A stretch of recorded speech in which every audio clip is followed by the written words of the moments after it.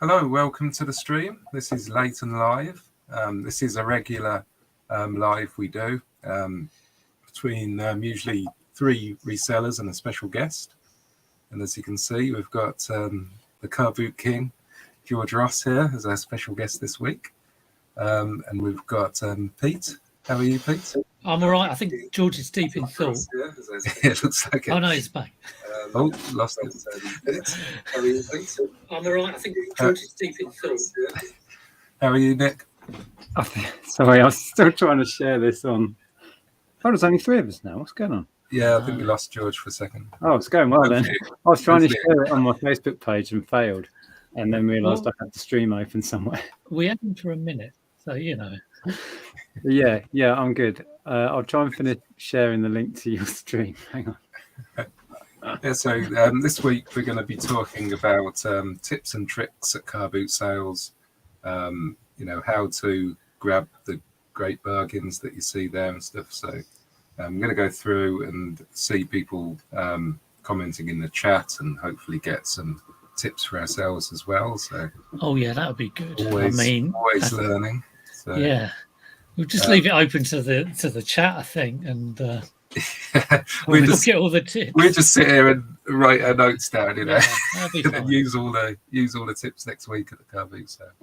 There's car boot sales in full swing at the moment, the season, so I thought it would be a good topic. We had George briefly as our special guest, but that might be it. We might not get him back, but hopefully that's all we can afford of George. Yeah, we very special, very special special guest. We get 1 second. That's it. Yeah, it was extortionate. So booked him for a minute. But, yeah, so I'll just say hello to the chat. I'm not going to say hello to everybody because it will take ages. Hello for everybody who's joined. If you've got a question or a comment on the tips and tricks at your car boots, please, if you just put question at the start and then we'll be able to notice them. As for the plan of action, we've got a couple of subtopics. So we've got like attending the car boot, we've got sort of haggling at the car boot, how we sort of approach going around the car boot and things to be aware of at the car boot, and also tools of the trade. So that was like the loose subtopics I thought we'd cover. We could make a start. I think we were going to share, before we do that, our favourite pickup, I think, what we decided we were going to do, and the favourite sale or something like that. Well, right? this week, well, I had a good pickup on Wednesday. Like, I go to a midweek car boot, and I don't often pick up anything that good there. I don't often pick anything that good up there on a Sunday either. But I picked up this whole box, and it was full of Hornby, Action Man, and this vintage toy called Johnny West and Jane West, which is an old kind of 60s cowboy thing. But it's pretty pricey. It was like 190 quid, and it was one of those, do I do it? Do I buy it? Am I going to get it home? And it's all like hardly worth a fiver on each thing. But I've been going through it the last few days, and the Action Man stuff I've already had sort of someone contact me, said they're interested in like a viewer of the channel, which would be, I very rarely get like direct sales like that. So it's not on eBay yet, but already someone's seen it on a haul video, which is, nice to see. And I think we're going to do something there, hopefully, fingers crossed. And the Hornby, it's Hornby and Backman, not Batman, Backman trains. And that's all been going on, and sort of every box is like at least a tenner, but then there's £30 boxes, and there's a big set worth 100. And you suddenly think, oh, actually, yeah, I think I have done all right here, So did you have to just take a punt, or were you trying to look things up there and then? Or no, I mean, I bought all that sort of stuff before. The guy I bought it off he's an experienced sort of trader, so it wasn't a house clearance or anything. He's got a shop called what's it called? All Sorts, which a local shop down the road. He runs an auction, and I think he picked it up at his own auction. And I went along to him, and he goes, "Well, give me a number, give me a number." And I'm like, "Oh, I hate this," you know. Yeah. But there was no there. Normally, when someone says that, I normally say something low. But if I'd have said, "Oh, like a quid," I would have been the laughing stock of, because he knows everyone around him, and like everyone's talking to him. So I thought, well, I've got to say something that doesn't make me look like an idiot, but I've got to say something where I'm not going to get ripped off. So I said like 100 quid, which I thought was a low good offer. And he said, "Oh, well, someone's already offered me 160. He was saying that he thought he'd paid too much. He paid 180. So then I was like, yeah, I can see why you'd pay 180. I offered him 180 just so he could sort of like get out of what he thought was too much of a, you know, maybe a bad buy. And he wanted 190. He wanted to make a tenner out of it. So I kind of went, yeah, okay, I'll go for that.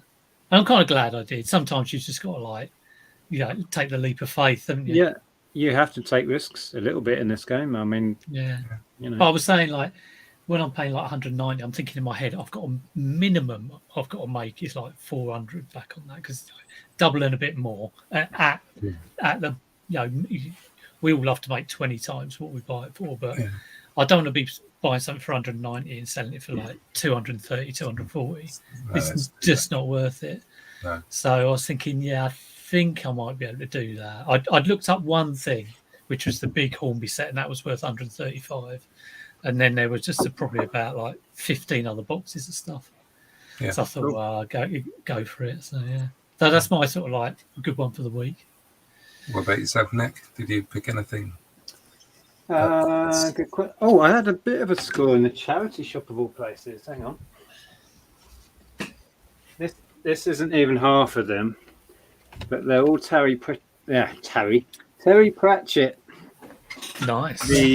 The reissue audio books with the black covers. There's 17 of them. And I walked in the charity shop as the guy came out and put them on the shelf, and I just lifted them up and straight in your box. Took them to the counter. But I've listed the stack of 17 for 100 quid. I did have to pay 30, but it's one listing, one flip. It'll go as well. It will definitely go. What about yourself, George? Did you pick anything good at the Carboots sale this week? Hi everyone, by the way. I can hear and see you now. George. Hey, George. Thanks for joining, by the way. Thank you. That's fine. Manic as always, but last Bootsale I went to was yesterday, and just trying to think off the top of my head. Someone sold a load of vintage stuff, and normally at my midweek one, it's normally a bit antique fairy, so I thought it was going to be a bit expensive. But I ended up picking up this vintage clock, some lighting. It's like all original 60s and 70s stuff, and they wanted 2 quid each. So like one of the lights is worth 50 quid. This clock is working 50 quid. I'm trying to think off the top of my head. That's probably the best one. But I'm trying to be more selective recently because I've got a bit too much stuff. Yeah, it sounds like me. I'm being really selective as well. I've got so much stuff. I'm trying to anyway, Yeah, I was at the car boot sale. I saw a Yale alarm system, brand new in the box. So I darted over to the stall, and I thought that I'd looked it up very, very quickly because everybody was sort of crowding around. It's not going to stay there for long. So I looked it up, and it was going for about 120, something like that. Anyway, so I asked how much it was. She said a tenner, so I grabbed that, and then once I'd got it, I was sorting through the boxes, and there was loads of more alarm parts, sensors and stuff like that. So I said, "Oh, how much do you want for these?" And all that just goes with the alarm system. It's like piled like another sort of 30 or 40 quid money making machine. For free, yeah. So that was probably mine. Did you say it's already gone as well? Oh yeah. Do you want to give me anything else? Yeah. So I sold the main unit. Main unit sold for £110. Wow. And I've still got all the little sensors to list. So I listed them today. So yeah, that was my. Sometimes those little fiddly bits of electronics and sensors and widgets and that, they just sit there and make you a shed load of cash. Yeah. You'd be surprised, but yeah. Nice find. All brand new and easy to list. Yeah, You kinda usually think have a that- part number you can just look up in seconds. Yeah. They're similar. No time to list. Love it. You kind of think, why are they getting rid of it? They As- obviously. I'm assuming they never fitted it or something. They Yeah, just got been round sitting to around it. for like a few years, and then Yeah, it's just incredible, isn't it? it does seem to be like the older model compared to what you can buy like new now, but don't think people are worried Good about enough that. for someone. Yeah. Yeah. Well, if it was Okay. last Wednesday we was doing this, I picked up 4 new cameras at the same table and 20 video cameras, £5 each. Although the Muse, George, to pay- don't mention Muse to Nick. He's I know, I've seen it. There you go, 4 on the same table. that's incredible. That's That's like me. They were £40 each, but I've already sold 2 of them. Sold one today for £150. Are they the Mewtwo's then? That's a Mew one, or all of them are Mew ones. Oh, okay. New Not ones, quite. yeah, Not quite up there, but still good. still profit. pretty good. Before we crack on with the Bootsale topic, while you bring that up, my customer has her Mewtwo now. I sent it UPS and it has got there. And believe Did it or she go not, round to 23, Nick, or 213? it got to her house. To be or not to be, I know. you didn't send it Yodel in the end. I didn't. No, I thought about it for a split second. Or that one of the bubble wrap. You could have used them, couldn't you? That company that But left she the bubble wrap. messaged and she's still happy with the sale and Yeah, everything. it sounded like a lovely buyer. She was a dream customer, really, Yeah. considering what went wrong. That's what you need when things go wrong. You need an understanding customer. So at the end of the day, it's not too bad because I've still got the 300 quid and I've got a video that's going crazy. Yeah, video. Yay. But I did see all the comments do say, well, it does look like 23, Nick. I know. Yeah. I thought it looked like 213. Yeah, It was just a 213. catalogue of little problems that led to it because it wasn't a shipping day and she wanted it shipped that day. So I hand wrote it and Yeah. dropped it up there. It's just annoying. Well, The whole thing. all sorted now. It's kind of like Amber. Fine. Right. Yeah. Although the comments made me laugh, suggesting you should get a nice fancy zebra label printer. You should get one of those, Nick. I've not looked back at the comments today. Yeah. Funny that. Okay, so the topic of the car boot sales and the tips and stuff. I've got sort of a subtopic of attending the car boot sale. So a couple of the things I put down. Obviously, there's get there early, which is pretty obvious. Definitely. Really, Yes. the earlier you get there, you're going to. Some of my car boots, I've been starting to go to this car boot that, the last couple of years, it's a new one for me. But honestly, you just cannot get there early enough. I mean, I wake up at 4:30 for it. I think I'll pretty much leave at 4:45. I get there maybe sort of 5:15, and there are people who have been there. They must get there at midnight or something. It's absolutely crazy because the buyer's car park has probably got about like 40 cars in, and the sellers are all in there already. I'm like, it's bonkers. I get up at 6 o'clock and head off probably about sort of 6:30, and I deem that early enough. That's like a lie-in. But it's probably not really early enough. I could get there a lot earlier. It's the winter ones that make me laugh. Where everyone's going around with torches. Oh, torches. Yeah. Head torches and yeah. God knows what.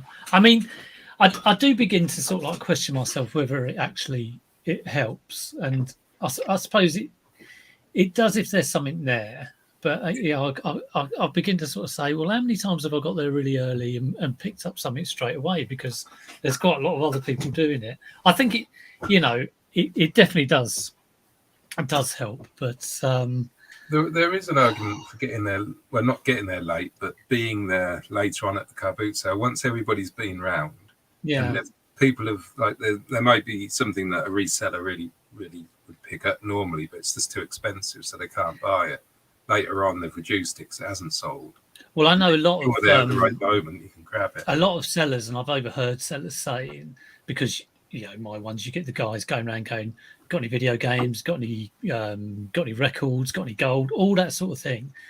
And I overheard a couple of sellers saying the other day, she goes, "Oh, I hate these people who come around and hassle you for stuff.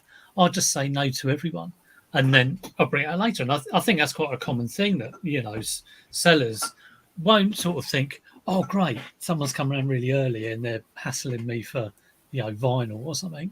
Yeah. They'll just say, And I leave think me they're alone, I want to scared, relax. a little bit scared of getting ripped off by these very in-your-face dealers as well. So Yeah, people it's do like hold vultures. back. But one thing that people perhaps don't realise is people keep coming into the boot sale right the way through. There are latecomers to boot sales, and I've been hanging around at a boot sale, and a car will pull in like hours after it started with a car full of good stuff, and all of the dealers are gone, long gone. So if you can stick around, you can pick up some awesome stuff. Plus, people start giving away stuff at the end, literally True. giving away stuff. So yeah, I mean, it is. right at the very end. They are just going to dump it otherwise, aren't they? I think a lot of it is down to luck, though. I mean, when I know a lot of people at my boot sales, and if someone sort of like has a find, if they sort of like, I don't know, find an N64 or I don't know, something really like, oh, that's a nice one. Every sort of other, reseller going around is like, oh, how did I not see that? But you've got to think, how many of those are at this boot fair? What a lot of it is just you being in the right place at the right time, going to enough boot fairs as well. It's about increasing your chances of getting lucky. That's it. That's through knowledge. So if you stayed in bed, how lucky are you going to get? Yeah. If you got there at 5 a.m., how lucky are you going to get compared if you got there at 12 noon, right? So it's about hedging your bets and putting yourself in front of as many stalls as possible as early as possible. That's it. I mean, it's never just going to, stuff isn't going to come to you if you. It does work out that the luckiest people are the ones that get up earliest and walk around the boot sale as many times as possible. That's just how it is. Yeah, and there's also the car boot sales where they won't let you in into a certain time. One of mine, you basically wait and they blow like a foghorn and then they dive up. It's like church. It's a rugby scrum. Yeah, and that's quite crazy. But then one of the notes I've got here is know how the boot sales usually sets up all their stalls, because obviously you've got like the regular traders might always go down one section of it. So you can sort of avoid them if like stuff that's there every week and it's always the same stuff, and head towards the sort of the casual sellers, if you like, or the house clearance guys, if you like those guys. So knowing how the boot sale sets up the stalls, I think, is a good idea, especially when there's a certain time when they open their doors and it is just a rugby scrum, isn't it? Yeah, one of my local ones, it's like that. They only let you in at, I think it's like 6:30 or 7, and it's like 3 queues. You firstly have to queue outside in your car to get into the car park, and then when you park the car, you then queue in the queue to get into the boot fair. And it just seems like an endless, run of just being in the queue. And I get there early, and I'm normally like, I don't know, 3rd or 4th in the queue. And of course, someone who's turned up maybe an hour later than me, he's still just in the queue, but maybe about 30 people down. And at 7 o'clock, we're all let in. And I'm thinking, well, I've gone in, but they're going to be in about a minute's time. So it doesn't really make that much difference. But you're right about, we have that. The first few rows are always the same guys. And it's kind of like, where do you start? Do you get a lot of people go to the end? I used to always pick like the 4th row. That was my thing. But I sort of, it always seemed to be like if I picked the 4th row, someone who went at the end would get something. So you start going, right, I'll go to the end. Oh no, it's the so there's always going to be somebody in front of you. One thing about sort of maybe sort of getting to know, I love the fact that I got to know a lot more people like locally and go around boot fairs. But what I don't like is when they show me what they've got, because if they say, oh yeah, I've got these, like I've got a 3DS and it was only a 5, and that is in my head and I have to consciously put it out. It's always when you're not finding much as well. Someone comes up to you and shows you a bag full of vintage video games, and you're like, yeah. And then they want to chat for you for 10 minutes. And you're I kind of want to be hunting for stuff right now. I've got the blinkers on. I'm terrible when people come and sort of say hello, or seen your channel, and I'm like, I'm probably really rude to people. I never mean to be, because I'm always quite glad when people say hello. But you are there. Your focus is key. I guess we all get recognised at the boot sales. Yeah, it's a weird thing. So, yeah, I mean, I get recognised, but probably not as much as some of you guys. And yeah, you really have to sort of go, yeah, hi, nice to meet you, and then go off again. Don't you? I want the sellers to recognise me and then go, oh, I've got this. That's where I want it to go. That'd be the good. With your timed boot sales, do you get even earlier and you set up to buy to then get all the good stuff? Do you do that? We've got one that starts at 10. It's a new one, but they're quite strict. Like you can't buy or sell before that 9 or 10 o'clock time. But the one that shut down, you could do whatever you wanted. And for the last 4 weeks, I went in early and I got some good stuff. Yeah, I've seen you do that in your videos. You basically have a stall and then you're able to get around early. You only done it for like 4 weeks. I should have done it like years ago. I was just getting so much good stuff. But this new one we've been selling at, they're really strict. They actually have people on the aisles making sure you're not buying or selling before everyone else. Right. I think we do have people who don't even take a car in or take a stall in and will just pay the 13 quid or whatever it is to sell and just go in and buy stuff. But we see, like there's one down in Rusper and they do not let you buy or sell before the boot fair starts. Yeah, risk of being kicked out. So well, I know people around here that will walk up the queue of sellers when the queue of cars is waiting to go in, and they'll just find someone with an empty seat and say, I'll give you a few quid to sit in your seat as you go in. And then they hop out and then they're in. If it's one of those where you can go around as early as you like and buy stuff. I know a few people who do that. I've never done it myself, but it's tempting. It's a great way round. Or you're thinking about it, you could go with a group of your kind of reseller mates, fill up a car, pay a tenner to get in. You've all paid like 2 quid to get in. Probably cheaper than crazy. I'm not recommending this to anybody, but it's possible, right? Nick says that'll be known as the Nick technique. Or just hire a minibus full of resellers. Well, look, getting stuff is getting harder and harder. And you get some boot sales where they don't seem to do it my way, but you can pay like a $5 or something to get in early. Yeah, is that something any of you guys have?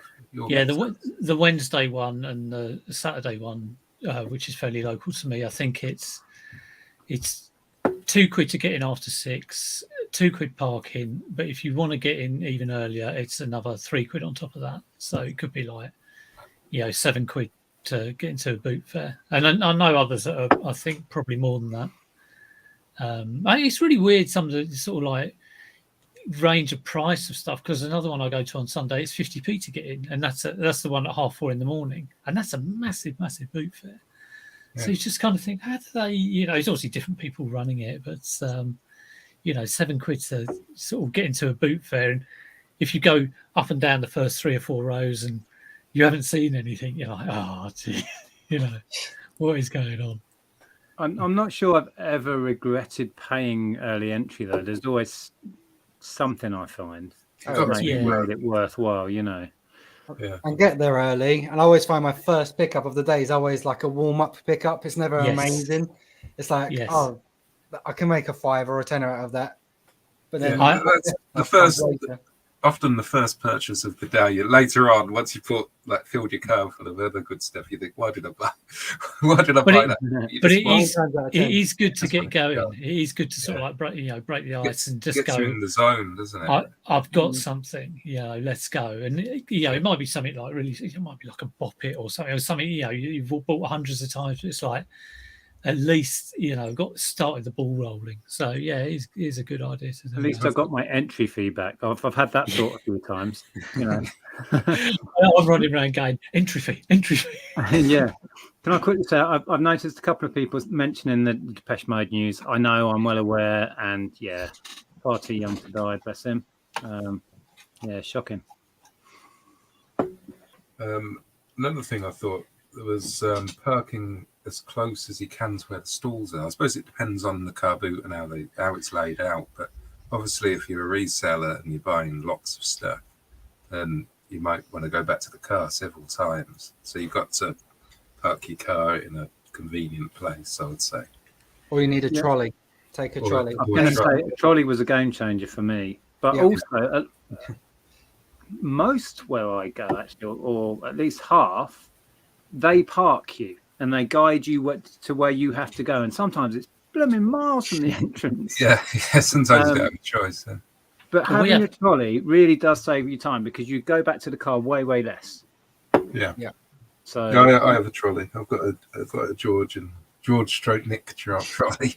I've got a new one that I've not even set up because I've not been doing Bootsale this season yet. It's still in the box because I killed my last one going to a festival. I've actually stopped using trolleys because I had a granny trolley. Last sort of 3 years, I've had a granny trolley.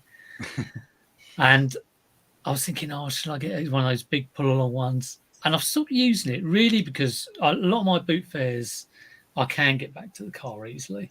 So, because I'm early and, where I park. I was probably getting less stuff as well and finding it more difficult. It wasn't very rarely like a boot full of stuff. And, I'm going around with a Wilco bag at the moment. It seems like I've kind of gone back to how I used to do it. And I'm quite enjoying that, really. I find I'm a lot more kind of agile and, get in and out quicker. And you might be a bit more picky as well if you know you've got to carry something really heavy. Maybe. I mean, I remember when I was going up, I went up to Crystal Palace, and I think Crystal Palace, the boot fair, you have to walk up. It's where the old Crystal Palace was built, and there's like steps, isn't there? Yeah, it's steps from where you park. It's probably about 40 steps, like a massive. Imagine like a country house, like wide stone steps, and you go up there, and then you're in the boot fair. So if you've got a trolley, it really is like. Was that the location of the Chemical Brothers video? I could well be. I don't know. Sorry, random question. Anyway, carry on. But I was going around with my trolley, and I bought like a 5 Le Creuset on a stand, and had to get it back to the car, and it was just like, oh my god, and it killed me. And I was like, stuff having this trolley. Yeah, I don't think I couldn't use a trolley there. So that's where the mini, the Peter A just did a video on the mini run that me and Richard go on, and that's usually at Crystal Palace. It starts there. Oh yeah. So it starts I used to go there every year, and there's no way I could get use a trolley at there. It would just be a nightmare, especially a 4-wheeled one. That would just be. I don't think you could actually do it. I mean, I've kind of quite enjoyed it, and just going around with the bag, it has sort of like freed me up a little bit more. But it's I can see the benefits of both, really. If you are going around and getting item after item after item, and you can just pile it up in a trolley, that's good. But if it's like quite quick to get back to the car, fill your bag back in, then that's good as well. Past 2 weeks, I've just had IKEA bags, just because I'm being more fussy in that. But do you ever get the Bootsale marks on your shoulder where you've had something heavy? Yeah, walking back with like 5 bags.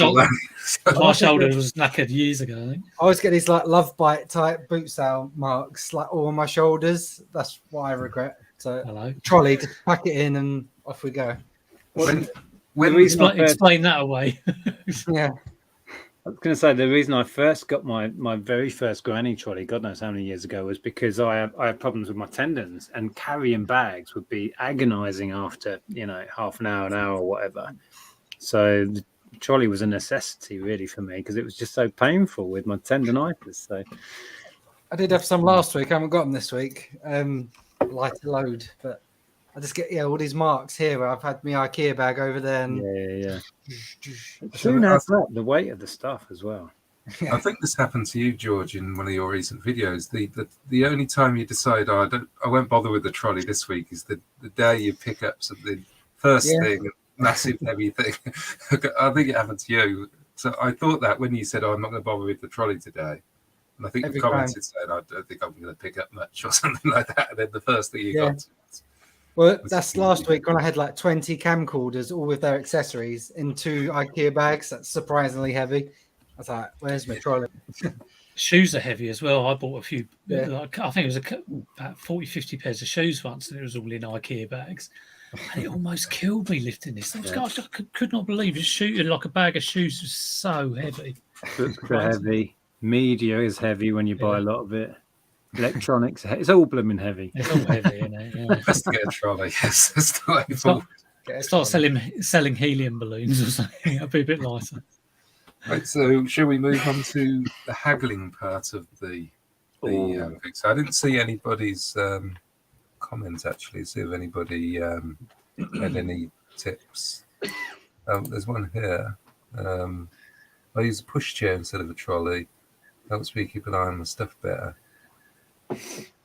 Yeah, I get people trying to go into my trolley and I've take done that stuff by out. mistake. Yeah, I've gone into people's bags and not trolleys maybe, but Yeah, I've gone into people's bags as well. yeah, and they go. They leave them by the that's stool fine. next to all the other I know, bags. and it's like, God, there's a load of good stuff in there. It's like, oh yeah, someone's already bought it. But I've had people when I was using a trolley sort of ask me if I'm selling it. And they think I'm at a store. And I'm like, no, it's not a trolley. I wish I got money for the amount of people who sort of say, "Oh, that trolley's a good idea, isn't it?" I wish I. Oh my God, every week. Especially going back 3 or 4 years when I was one of the few people with one. It was like, oh, that's good. Where'd you buy that from? And I'm like, Amazon. Oh, how much was it? It's like, I'm kind of busy here. Can I, I got the opposite when I first used my trolley, which was probably about 4 years ago. I was going around the local one and I heard some bloke going, "Get that bloody thing out of the way." I was like, all right. Yeah, I got told off by an old lady who said I was blocking the aisle. And she went, excuse me, like that. But she could have just gone round. There was loads of space, but she just wanted me to pull it closer to the edge. Bonkers. Yeah. With haggling though, I mean, I don't have one sort of method that I use, but as a general rule, I will normally ask them how much they're selling it for first. Very rarely I will offer a price up. There are instances where I do that. And as a rule, I will try and haggle about, 3 times max. If someone goes 10, I'll go, would you do it for 5? And they go, no. And and we try and get somewhere in the middle. It depends on who it is, it really does. Because, and it depends on if I think it's a fair price, I will give them what they want. Sometimes I have given people more actually than they're asking for, very occasionally, but I've done that. The occasional time the only time I'll offer a price is for traders that I know or house clearance guys that I know, where I know what they're going to ask for the item. I do that with mine. I sort of say a £5 for that. Yeah, so I know that it's going to be a £5. For an example, if there's like a couple of Wii controllers and I might need Wii controllers, and I kind of think, well, I'd like to pay £1 each, but they're never going to do that. So the minimum I'm going to get them for is £2, and they're probably going to say like a £5 each or something ridiculous. I normally just go up to them and show them and go, there we go, that's £4 for those two. And sometimes they look a bit confused, but generally they kind of, will be happy that it's just a sale. So, sometimes there's a little bit of haggling. Never haggled in a charity shop. Spoken to not for I would say not for individual items. I have. If I remember, I went into one once and they had about 200 blank videotapes. And they were selling them for like £1 each or something. And I said, to the man, I said to them, can I speak to the manager? If I bought the whole lot, is there any chance you'd do a deal? But not for individual items. I did for the first time ever about 3 weeks ago on an individual item. I was like, I'm going to try to see what it is. I think they priced it at 40. It was worth 90 to 100. And I just literally just asked them, like, a bit of an experiment. And I ended up getting it for 35. So I saved the £5. Offered them 30. They just wanted the sale. Like, I think as long as you don't, if they say no and you go, okay. I was just asking, is there a better price that could be done? And then it's on the price, yeah. I won't do it all the time. It's more of an experiment just to see. And I think as long as they're happy with it and it's a price, because a lot of the people, they don't really have a clue on the price, do they? They just, thought the price out the air sort of thing. So if they've got somebody who's willing to pay a certain price and it's still loads of profit to them, then haggling's one of my weak points that I've been working on throughout the years. I'm getting better at it. It's always that awkwardness that I can't get over. Like, we take 5, no. Then I struggle on that coming back to him again. I love haggling. Yeah, I sometimes Yeah, haggle where over- there's no need. It's a perfectly good price anyway. It just comes out of my mouth It's before like I Tourette's, even isn't think it? about it. Yeah.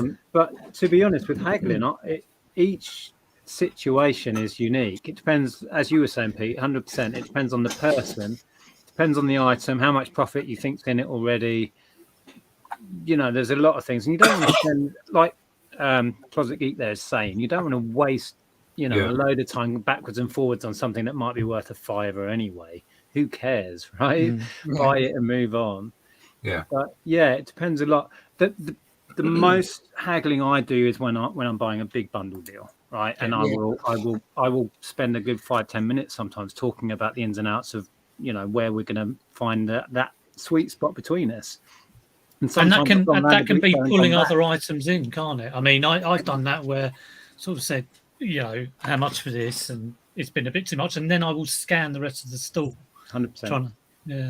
Yeah, make it work for them. So, okay, I'll buy this at the price you want if you give me that for a tenner. If I buy both of those, will you chuck this in, that sort of thing? Because then they're like, I don't want to lose that sale.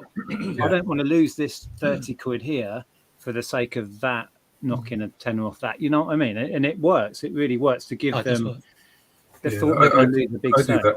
I do that a lot. Pick something up, ask how much it is, and it may be a bit too high, but then I just look at the rest of the stall, pick up a couple of extra things, and it pays for the difference. So yeah, it definitely works. And that I was going to say another good thing is to not necessarily ask about this item. Wait a minute, ask about this item. Put all the things you want together as a pile, and then negotiate on all of that because you'll get more discount. It doesn't always work, but the only thing with that, I quite like to get an idea of how much one item is first before I'd spend the time doing that, because it was a rip-off stall and it's all eBay prices. You pick up I'm with you. That'd be £200. You do get the stalls where you say how much is that, and they'll say something ridiculous, and you just move on straight away. It's not even. You're thinking in your head of 5 and they've just gone and said 20 quid. You're never going to get anywhere. Although I've had instances where I've asked about, I don't know, like a Nintendo Wii sitting there and they say, yeah, I want 50 quid for this Nintendo Wii and those few games. And you're like, wow. And your instant thing is, I'm not going to ask about anything else. But sometimes I have, and they don't value something else. Yeah. Oh, yes. You see what I mean? And they're like, oh, that's 50p. And you're like, is it? And the Wii's 50 quid. Okay, fine. Yeah. So, I know what you're saying, but... And that can happen with just people coming from their house and selling their stuff, or with those sort of house clearance trader guys who you kind of think would have some sort of experience and knowledge, and they don't always. There was a guy at our one a couple of years ago now, but it was one of my best pickups. He had this pile of stuff, and he just seemed to be saying like a tenner for everything. So I don't know, you pick up a spade, a tenner, pick up this, a tenner. I picked up this sort of, probably, I don't know if it was vintage, but maybe it was about sort of like 10, 20 years old. It was a CB radio, and it was before I knew that sort of thing had value. And I said, how much for this? A tenner. And I was umming and ahhing, and there were 2 of them actually, and I took one of them, and it sold for 300 quid. So, I wish it happened every week, but, it's just one of those things that don't assume that the clearance guy or the house clearance guy knows everything. Well, one of my house clearance guys, he has a table of stuff, and he also has a box of like pound stuff. He's got, you can rummage through it, and he puts all his good stuff on the table. Guess what I found in the pound box? A new one. And he had the other stuff, the stuff for like 20 quid and stuff on the table, but obviously the new ones, not everybody knows everything, Yeah. Like we don't know everything, we've all got our areas that we know some stuff about, but nobody knows everything. So, yeah. On the flip side, paying what people ask, mainly dealers, that's where I've got my best contacts, like with the Mew cameras. I saw her a couple of weeks before that, and there's people like trying to haggle really hard, and I sort of paid what she was asking. And then this time around, when I saw her, I got all these cameras for £5 each because she knew I wasn't going to give her a hard time and that. And now I've got 20 camcorders, 4 Mews, and I've got a number as well. So I might be doing a private pick as well. So Nice. it's like judging it. Like when it's dealers, obviously they know what they've got. They want to make a bit, you make a bit. You don't want to end up getting known as like the guy who always lowballs them. Yeah. You know what I mean? So yeah, sometimes you got to pay up, especially that first few deals with a house clearance guy. You know, So with my hi-fi guy, I'll call him, like he knows I pay fair prices and he charges fair. I don't give him a hard time, and I get all this really cool high-end stuff. So, and the good thing about those guys, you can be honest. You can sort of say, well, I'm not going to make much on that. I can give you tenner, but I can't give you the 20 quid that you want because I just can't. Yeah. This doesn't work. That's what I was going to say. It's often a very different conversation with a dealer than it is with a family who having a clear out, right? Because like you said, you can have that conversation. Well, there's got to be something in it for me because they're well aware you're a dealer. Yeah. And it doesn't matter because they are. And right, but it's a very different conversation with a mum and dad and their kids, right? Well, it's like the casual seller will say, "Oh, it's £5," and you go, "Oh, I just can't do that," and they go, "Oh, they do it. I'll do it for £4.50." And you know, if it's worth a tenner, it's just you just can't buy it. But if it was £1, you'd probably buy it. You know. Yeah. So, but they don't understand why you're not taking it for, you know, £4 or whatever they, you know, because the difference, if you really want it for yourself, you know, you'll buy it anyway. But because he's selling it on, it's just not worth it. But they can't see that, and it's very difficult to tell them that you're selling it on. You know, so. Stalls, I kind of, you know, if I'm going around a boot fair, one of the ones that put dread into me is when I see a stall and the seller has put labels on everything and individually priced everything. That kind of sends a shudder down my spine. It's like, oh God, they've set up like a little shop and they're expecting that everything's going to sell at their eBay research price. It's like way too much money. It's always like, overpriced. This is not a good start, you know. The worst ones, let's say eBay equals £20. Here equals £15. Yeah. What's the point, you know?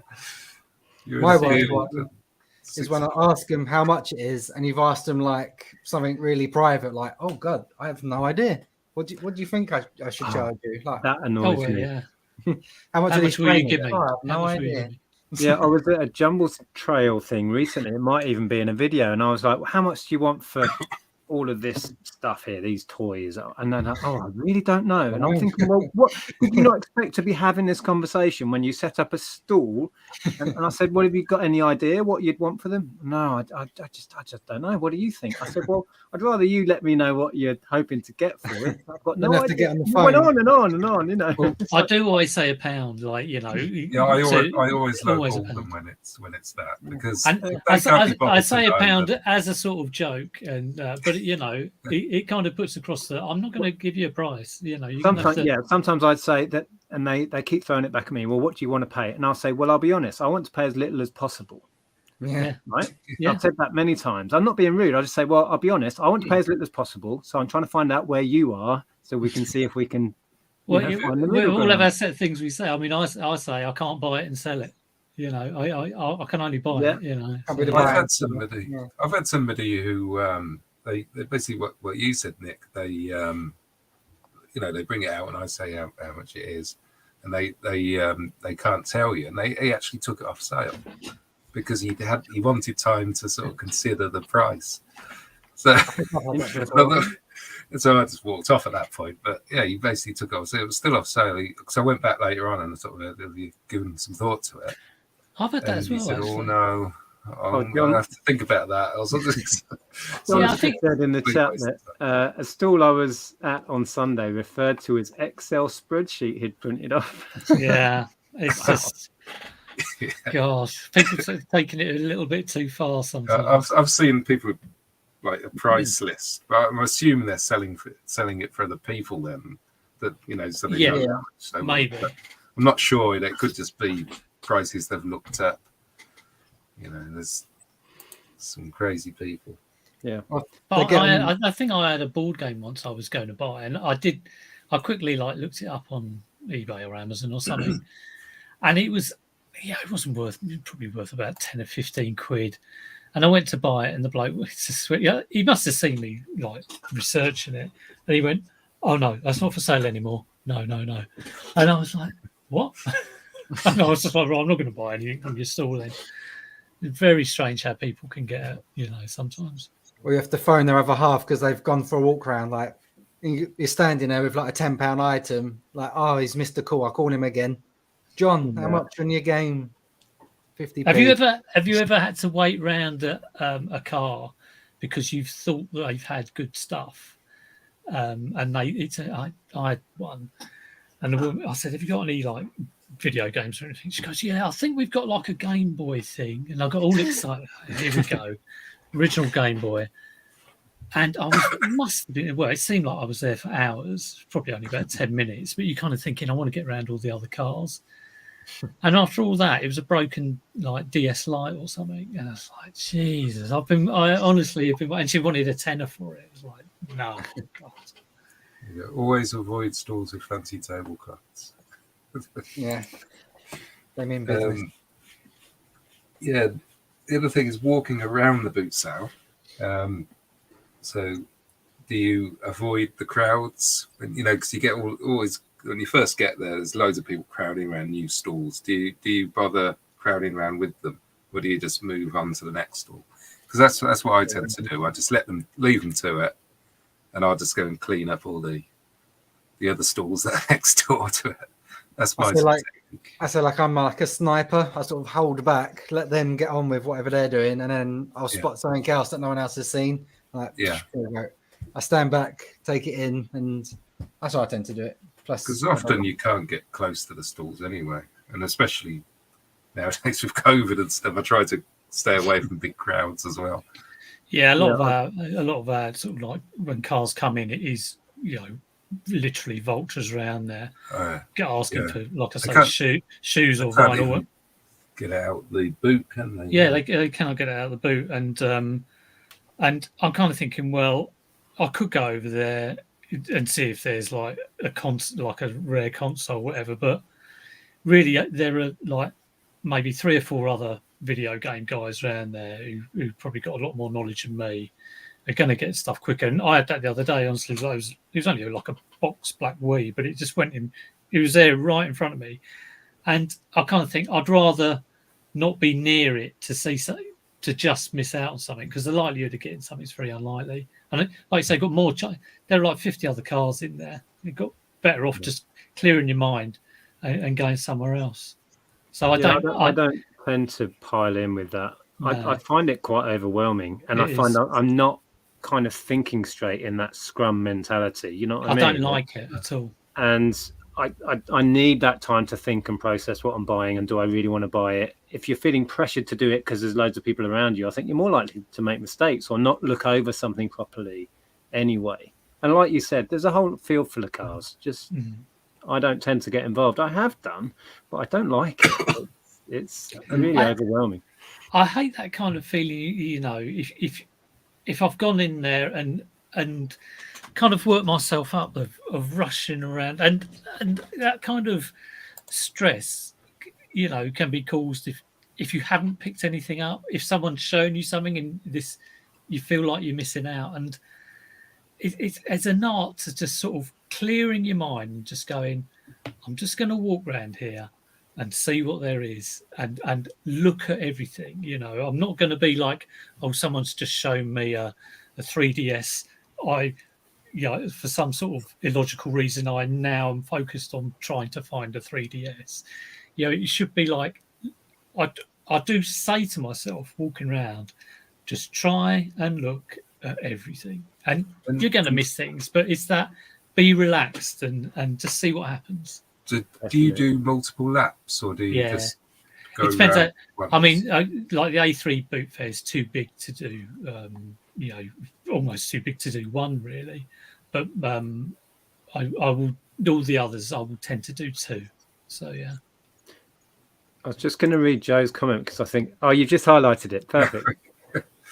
It does work, not always, but if you ask their price and then just go quiet and look disinterested, you'll be surprised how quickly that price comes down. I did that last week. I went to walk off. Oh yeah, you can have it for the 5 or whatever. Yeah. I've literally turned my back before and they say, well, how about, wait a minute, how much do you want to pay? That sort of thing. Oh, I'll give you 5 before. Okay. You know, it does. It's all psychology, really. If you look too keen, then the price isn't going down very far, is it? I done that yesterday as well.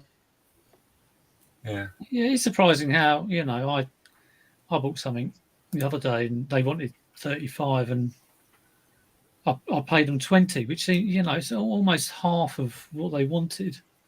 But, you know, I wasn't gonna pay any more than that. But, you know, it's, if you do it well, you can get a lot off. But like I say, I don't tend to, if I've asked 2-3 times and it's not going anywhere, I won't be like for the 6th time trying to get another £5 off. You know, it reaches a limit of how many times you can ask.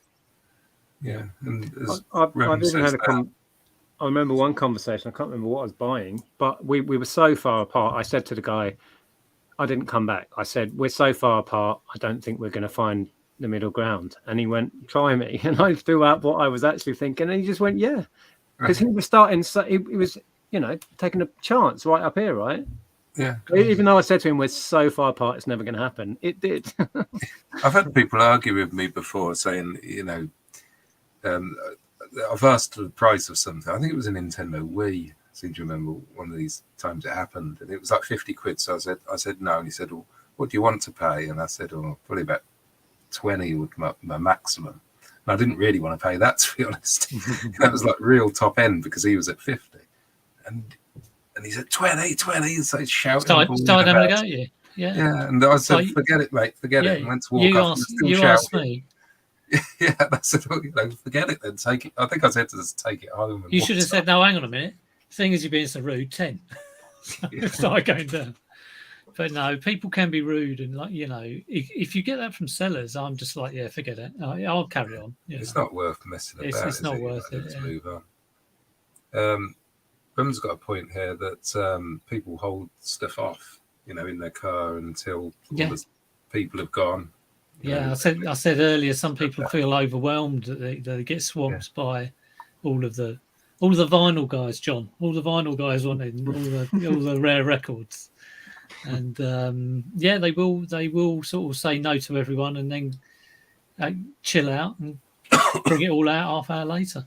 Yeah, John's right. Manners, saying hello when you walk up to school, regardless. Say hello. How you doing? Yeah.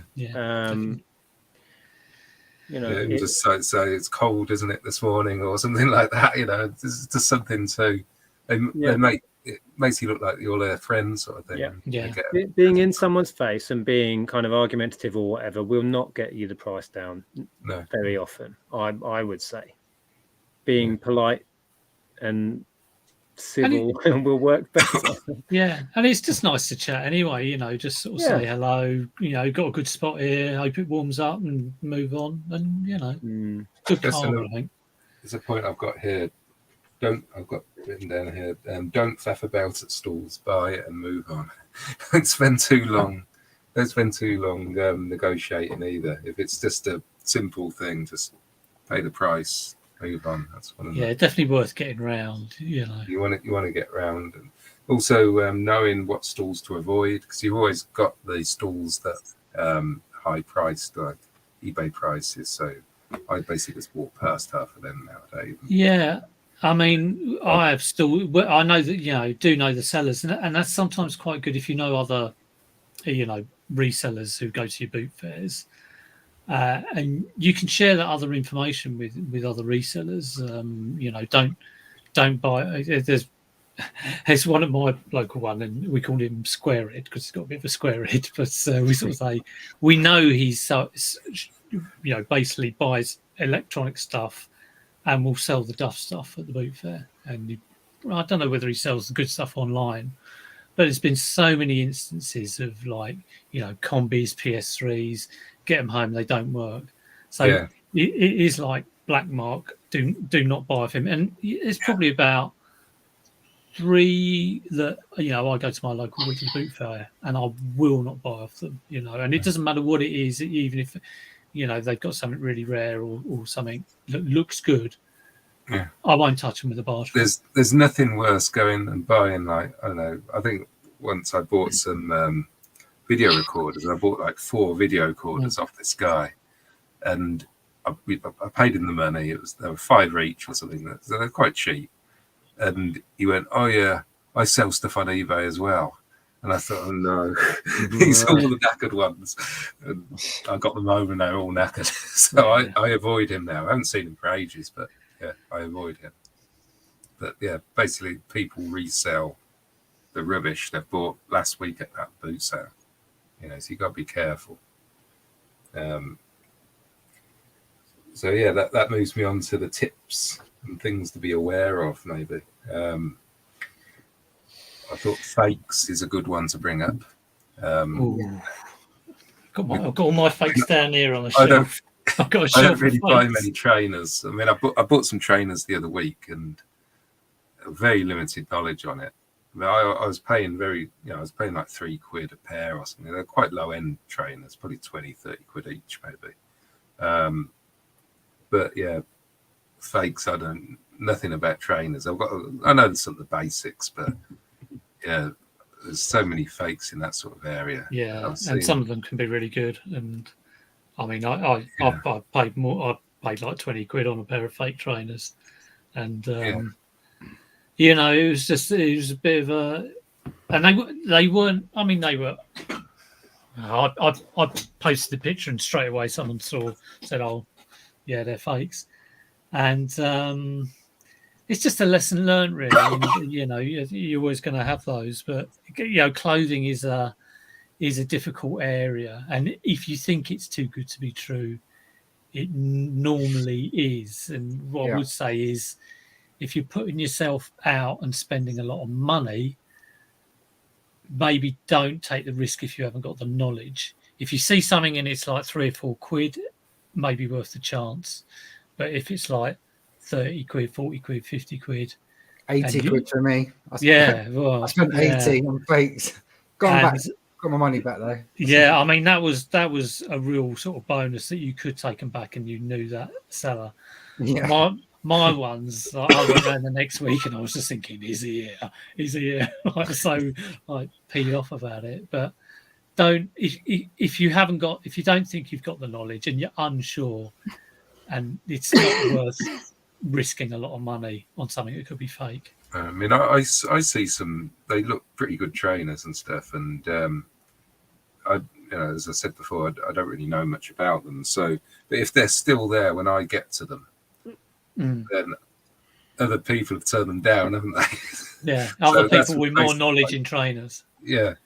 So, because I'm not quick enough. I don't sort of focus on trainers or anything. So when I see them, I've already gone round probably once looking at the stuff I do like to buy. So yeah, if they're still there, then I'm very, very cautious. So I wouldn't want to pay much for them. And electricals, buy it like you're buying it broken already, so your money's safe as well. Yeah. I was going to say the same thing. I suppose you could expand that to say don't assume anything at a car boot sale. Don't assume. Like I bought a bunch of Switch games during the week. It wasn't a car boot sale, but the same principle applies. Open everyone and check the carts in there. Do not assume that media's inside the case. That if there is something in there, it's the correct disc. You know, don't assume that a remote goes with the item it's sat on. Don't assume any electricals will work. Don't believe the seller. That's another one. Do not believe the seller. Yeah. It does work. Especially when they say it does work and they've got rotten batteries in the back of it. Well, yeah, we tested it yesterday. Really? If an item is boxed or there's a boxed item there, don't assume the item on the box is in the box. That's bringing back chills. Right? Don't. Take it out and still check the battery cover, because you don't know how many times that's been used. Whether it's been sat in the kitchen, it's covered in grease. I've had a radio before that I couldn't clean. It was that bad. Has anybody bought an empty box thinking, no, just me? I think it was. I can't even remember what it was, but it was like I got this box home. And it was like, oh, it's empty. Brilliant. And I did buy a complete series of Curb Your Enthusiasm. Not a single disc in there. It's like I was like Larry David. I was like, Yeah. I don't believe it. The worst ones tend to be car radios, because obviously you buy the new car radio worth lots of money, take out your crappy one, put that in the box, and then off you go. And telephones as well. Telephones is another one like that, you know. Yeah, BT phones. Yeah, They always BT fail. phones. They've got like the old knackered one in there instead of the nice one on the box. Yeah. So that would be my biggest tip, I think. Don't make assumptions at all. Double check, because it'll pay off in the long run. Here we go. A tip from Closet Geek. He piles up electronics that do not work. I have a guy that comes once a month to fix them. Whatever, at 25 per. I can't do that, but the guy who fixes them is me. I don't pay myself £25 an hour. So. See, I don't do that. I basically just scrap them. Sometimes I sell them as spares or repairs if they're worth doing. They're usually so bulky, it's not really worth selling for a £5 or something. So you got to pack it all up.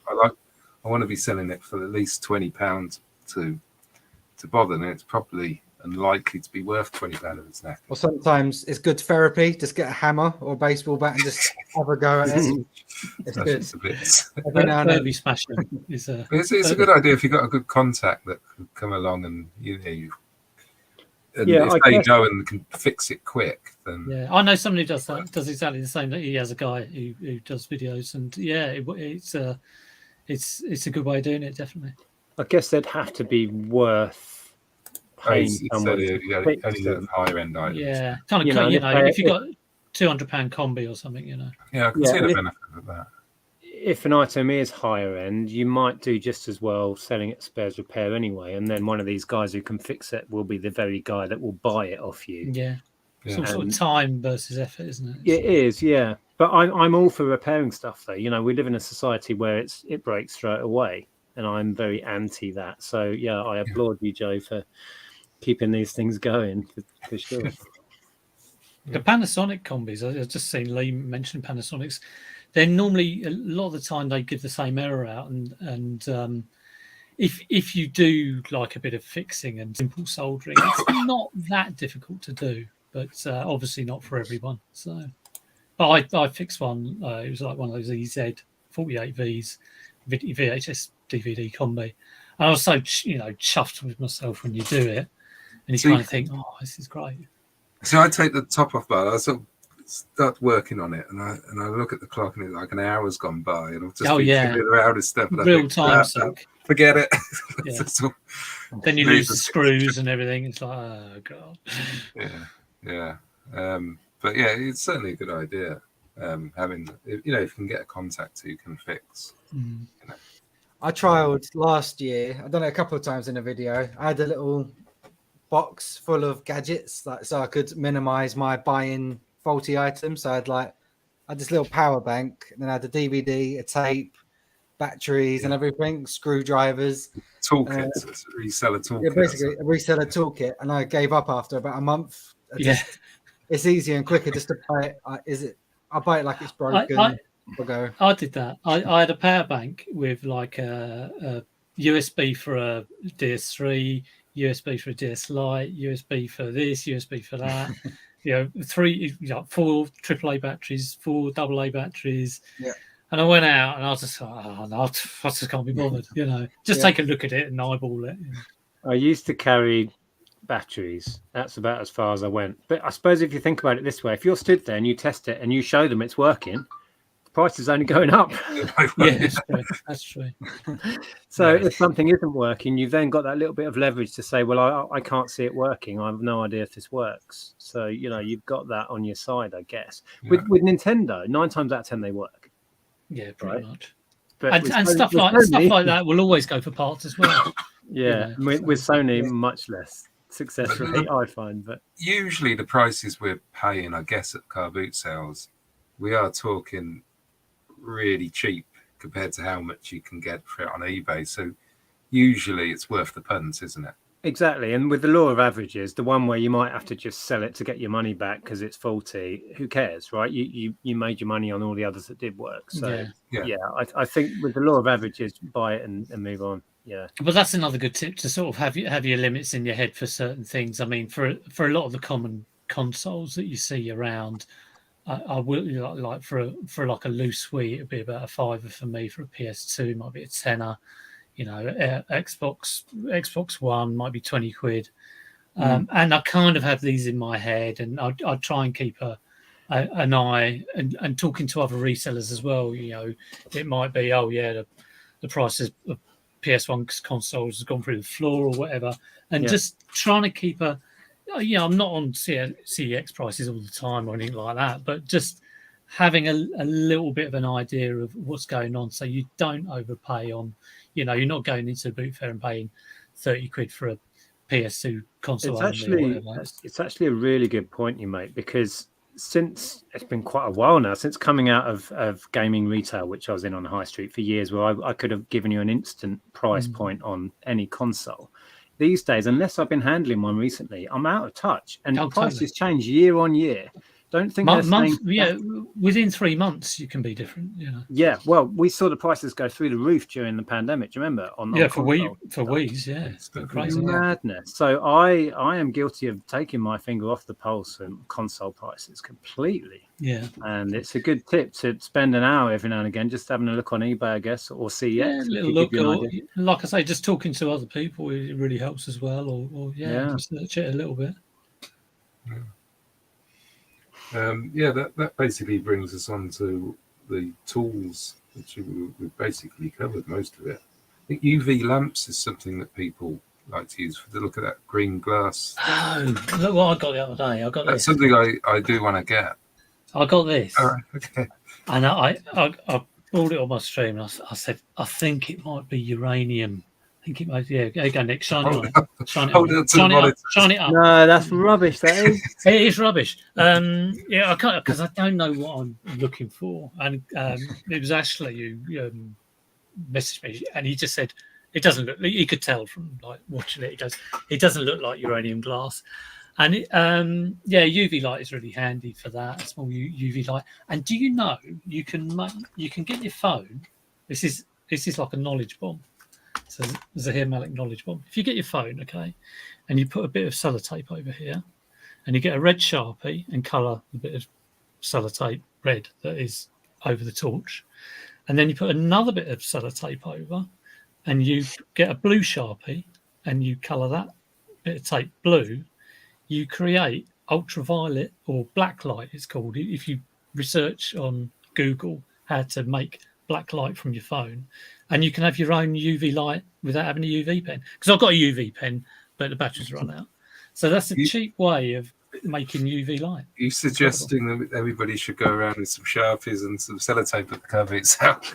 No, I know, but if you're at home and you want to check, like UV pen or some security marking, or you've got some uranium, you think you might have some uranium glass. Yeah. Well, I might have to do this. And you haven't got a UV torch.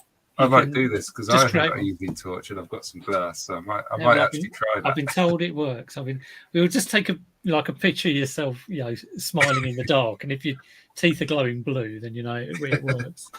Or $2.99 on eBay. Or $2.99. But no, for uranium glass, I was told all these tips about it. It looks like a kind of limey yellow, and look at the thick sections of the glass. I've got some great sort of tips for trying to find uranium glass. But that's the only bit I've ever seen. That's just a green moulded glass rubbish vase. So. Has anybody used Google Lens out in the field? Yeah. So I've done that a few times to see like stuff I'm not confident on, like vases and stuff like that. I've done it a few times. Yeah, when there's like an item I'm not sure about or whatever, just pretend, I'm taking a picture for the wife or whatever. Google Lens it, have a look. That's actually a good tip I was going to bring up and forgot earlier. People say they don't like to look things up at a stall or whatever. I just say out loud, do you mind if I take a picture? I'm going to text it to my brother because he's after it. And they don't care, and they don't know that you're not actually just on eBay searching it or using Google Lens. Take a picture, whatever. Unless they respond, okay, Nick, no problem. Sure, Nick Hills on the internet. I forget about that sometimes. Oh yeah, they might know who I am. I love the comments. Everyone's saying I'm cheap because UV torches are so cheap. I do have a UV torch. I'm just saying, if you just out of batteries and you need one and you haven't got one, it might be a nice little tip. So there you go. You can't give people tips these days without getting criticised. An obvious tip that everyone knows anyway, but is to have change. I was literally about to say what I do throughout the week, if I'm popping in somewhere to grab a can of Coke or whatever, I'll pay with the 20 quid. I'm always cashing in notes wherever I go. So I've got a load of change in the car, in my trousers, everywhere. So that I've always got change because it speeds everything up. Yeah. You know what I mean? How much is that? £2? You give them 2 quid and run. Rather than you give them 20 quid and then you wait around forever. I was actually going to do a separate video on that, like 5 ways to get change or whatever. There's like a laundrette. If you put a 20 in, you get £21 coins. Go to Morrison's, like buy 1 banana at Morrison's, weigh it, 20 quid. I guess if you live near the sea, you could just pop in an arcade and cash use their machines. Okay. I see my family in South End arcades. Get a load of 2 pins. If you're not careful. Post office will change them as well. Because that's what Richard does. He goes to the post office every month or something and just gets like also pound coins or something. That's clever. Post office cash machines, if there's one outside and it's new, that gives out 5s. So if you do like 45, it'll give you like 4 5s and 2 10s, something like that. So yeah. Okay. Lots of tips. Yeah, the school holders never have change, do they? They never have the change. They have to go round to their mate and borrow some. And by the time you did all this, you could have been off. Yeah, often your family having a clear out, they've rushed with their kids like crazy in the morning. They just haven't even thought about a float. And there you are trying to buy a £2.50 item. Yeah. £20 note. It's a nightmare. So for me, that's a big tip, and a trolley. I think trolleys are great. I know people have different opinions, but for me, it saves you time and it saves those shoulder marks, George, and the arms. Yeah, if you don't use a trolley, Carboot Chris has a good technique, doesn't he? Of his Russian bags. You know, he puts bag in a bag in a bag in a bag. A bag of bags. And he eventually empties them until he's got like 3 or 4 different bags. Yeah. I think he's calling it a Ukrainian bag technique now. That he's changed the name. He doesn't want to call it Russian. Not PC. Does anybody use like a bum bag? You know, one of those. I used to. I don't anymore though. I've got my trusty bum bag. You use one, George? Yeah, every day. Every Bootsale. Got my change. Got my the other one. Just zip, bush. Because I used to have my wallet. Get your wallet out. Everything flies out or whatever. I think I'm going to get one of those because I can see that being a really useful tool. Neil says, George, your post office is ripping you off. £45. It gives you 4 5s and 2 10s. Yeah, quick maths. I've been up since 5. It's too late for this. Also got back to the boot organisers after a while. Yeah, I've done that. They've said no. They don't give change. They don't like to get involved with that. So I think my ones think if they start doing that, they'll have everyone sort of hassling them. So, Neil prints his own 5s. I was just reading Neil's comment. I thought there was something dodgy about you, Neil. Right, so I think I've covered all the little things I had written down. What have we learned then? What have we learned today, children? Does anybody else get any thoughts? Any tips in general? You could definitely guarantee that how you're doing things now, you won't be buying what you're buying now. You won't be doing it quite the same way. Like when I was using a trolley, I thought, there's no way I'd ever go back to a bag, but I have done now, and probably next year I might have a trolley again. So who knows? I think, I know. Carry on. It's a different subject. Carry on. Is this fine? Go on. Come on, George. You want to know now? In 20 years' time, will Bootsale still exist? Or if they do, what will be different? There you go. I think they'll always exist. Well, like it'll be, cashless society and all that. it'll all be flying cars, and you'd have to fly around on your jetpack.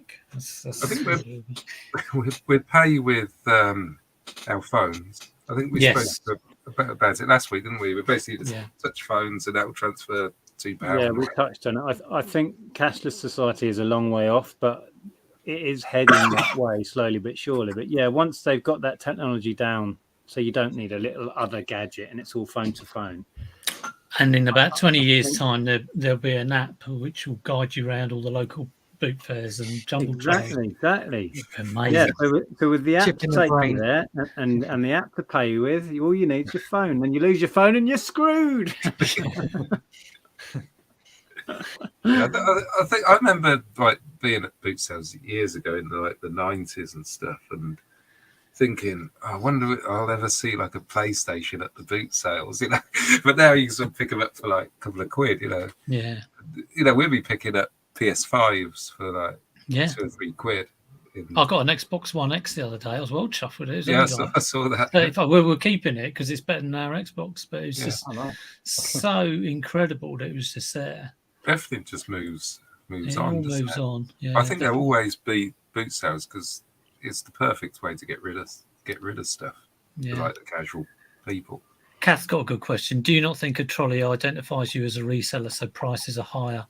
I think being identified as a reseller is normally a good thing, in general. If people know you are serious about buying stuff, I think, regular stalls. I think casual sellers might be a bit more sort of wary because they seem to. They don't like the idea of you making money on their stuff. Yeah, that's true. There are people like that. I think regular stall holders, they're resellers themselves, basically. So it's great for them because they know that you'll buy it regardless, as long as the price is right. Yeah, I was about to say that as well. Like, people ask me all the time, like, having a trolley, does it make prices go up? There's been on YouTube, make prices go up. And if anything, it makes them come down. I think there'll be a bit of both, but generally it's down, isn't it? It's like with dealers, like you said, I actually get better deals. Or if people know me from YouTube, they know, obviously, I've got the family. It's to help pay for bills. So, the trolley has just been a plus for me. Yeah, I was trying to think of conversations I've had about the trolley, and lots of like average families will just chat to you about the trolley and where you got it from, and it doesn't seem to be a negative thing, but there could be that connotation that you're a dealer because you have a trolley. But they're so common now at boot sales. You see them everywhere. I think they're just part of the scenery now, and I don't think you're being judged for having a trolley, in my opinion, but I might be wrong. I've never not noticed prices go up with a trolley or anything, so no one's mentioned anything. Sign on the stall like £10 for bag people, £15 for trolley boys. Yeah, and YouTubers triple the YouTubers, 50 quid. I've got my George Ross badge on the front of my trolley. Really? I think it's like a blue Peter about reselling in progress, doesn't it? So it's pretty obvious what I do if they really have a close look at my trolley. They're rare now. They're out of production. I almost lost it the other day. I found it in the grass at the back of my car, so I was lucky. I got to be worth a fortune now. It's a rare. I've no yes, Kat, I'm saying it's a trend. I am a trendsetter. No, I'm not really. Okay, I think we've gone over the hour, so maybe we'll call it time. Have you got any videos on the coming out soon, Pete? What am I doing? Well, I'm going to a few boot fairs, like doing my normal 3 boot fairs. So I think there will be a haul video. If I have a sort of a moment of inspiration of something to talk about in reselling, I'll do a video about that. Or if something really horrendous happens, but we'll have to wait and see. But it'll definitely be a haul video. What day does it say? It's Thursday. So the next boot fair is Saturday. So probably be like Saturday afternoon. I'll be just filming and chucking it up on eBay, on YouTube. Over 100 watching. Oh, yay! That's good. That's good. Wow. What about yourself, Nick? You got anything coming out soon? I've got a load of footage from 2 different jumble trails that I need to somehow find time to edit. But I'm up in London working on the app all day tomorrow with our developers. So that's Friday out. So I don't know. But yes, videos will be coming slowly but surely. What about yourself, George? Yeah, I've got 3 coming out after a few gaps in between my latest videos. Wednesday Bootsale the other day. Then I filmed one today following up from that one. And then I need a rant video, Nick style, because Hermes have been nicking my stuff. Oh, yeah. Oh, that would be good. £100 camcorder, yoink. Oh my god! Yeah, so It's like a trilogy coming out. yeah, I'm still getting over that one. That hurt, and I'm not getting much from eBay or Hermes at the minute. But yeah, I'll release a rant video. They tend to do well as well. So. Exactly. Every cloud, right? Yeah. And weirdly, videos that are about something going wrong do better than normal. People love it when things go wrong. Yeah, I haven't had really anything go wrong. Oh, well, I'm not going to say that because something will probably happen. But you said it now. You said it now, Pete. I'll just have to get the smallest thing and just really go mad about it. Like we've run out of biscuits. Can you believe it? I think how many one of views make £100 back? That's what I'm down at the minute. Yeah, I think one of my best videos is something about being scammed on eBay. I think that's like the highest one on the channel. That's my highest video. The scammer one is still flying along. It's mental. Hundreds of views a day still. Yeah. So I hope I got most of what the chat was saying about the topics we discussed.